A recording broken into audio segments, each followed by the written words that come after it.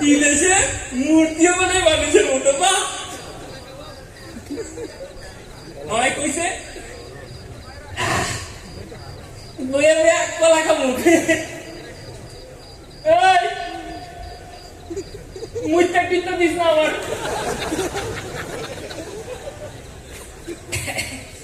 আমি কলা খাবো আর বিল্ডিং গুনবো কত বড় বড় বিল্ডিং কিন্তু এদেশের বিল্ডিং গুলো বেকা বেকা আপনার কাছে কইতো আমরা সুন্দর সুন্দর রড দিতাম সুন্দর সুন্দর বিল্ডিং বানাইতো আর নাইলে সুন্দর সুন্দর বাস দিতাম বাস দিয়ে বিল্ডিং বানাইতো নাকি কন ওই তো না এগোরে দেওয়া হইতো না এগোরে ইঞ্জিনিয়ার দেওয়া হইতো না বাংলাদেশ ইঞ্জিনিয়ার আনতে হইব আনলে ভালো বিল্ডিং বানাইবো এই বিল্ডিং উনি আমি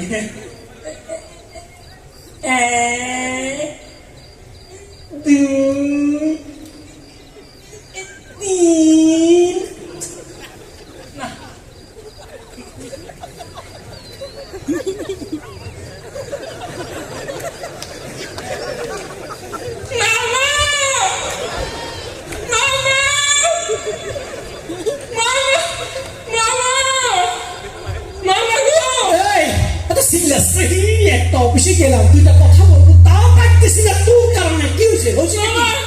আমি আমি বিল্ডিং করতেছিলাম মূর্তি তোর কলা খাইছে ওরে আমার মাথা রে মূর্তি কেমনে কলা খায় এটা তো মূর্তি এটা কেমনে কলাটা খাবে এই তুমি দেখো খাইবো এই তুমি দেখো তোরে আদি যে আবার দেখ দে আমি দেখ খা খা এই খা আমারটা খাও না আরে ব্যাক কর মূর্তি কেমনে খায় মূর্তি সামনে কিছু করে ধরতে পারে বাজি এই আর যদি একবার সিল্লি করস একবার মাধ্যম একটা দেশে পাঠাই দেবো বস কাজটা শেষ করতে পারি নাই এখনো অফিসের মধ্যে ঝামেলা শেষ বসে তাহলে আমি আসতেছি আমি চলে আসতেছি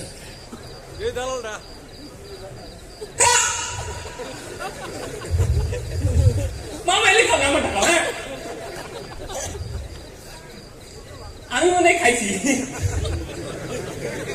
গুনতে খাইছি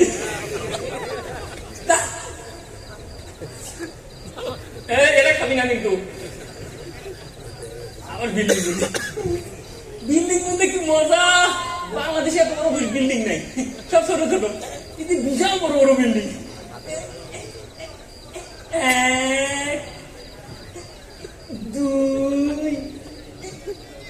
তিন চার তো পারি না আমি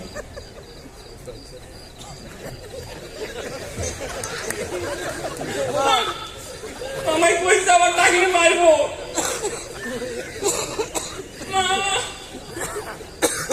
কলাই খাবো না বাইক যা খাবো আমি বিল্ডিং উনি কলাই খাবো না যা তুই খাগা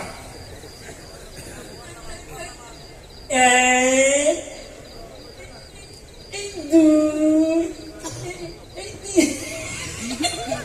এই বিল্ডিং কিন্তু ফিনিশ করিস না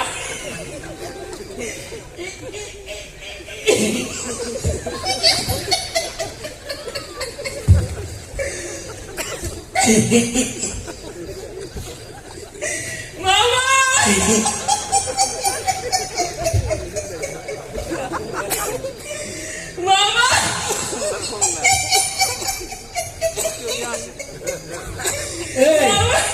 আবার সিরিয়াস কি করো তুই আমার সাথে ব্যাপারটা কি কি হয়েছে তোর আমার মাথাটা নষ্ট কি হয়েছে বল আমি বিল্ডিং করতেছিলাম এই মুহূর্তে ওরে আমার আল্লাহ রে কোন পাপ করছি তোরা বিদেশে না মূর্তি তোরা কাটতে করতে দিছে দেখো মূর্তি কাটতে করতে দিছে দেখ কই তোরে আমি আইসকে ঠিক আছে তোর জন্য চাকরি যে খুঁজতেছি তুই আমার তোকে তোরে আর কাজের জন্য তোর কুতুতে দিবা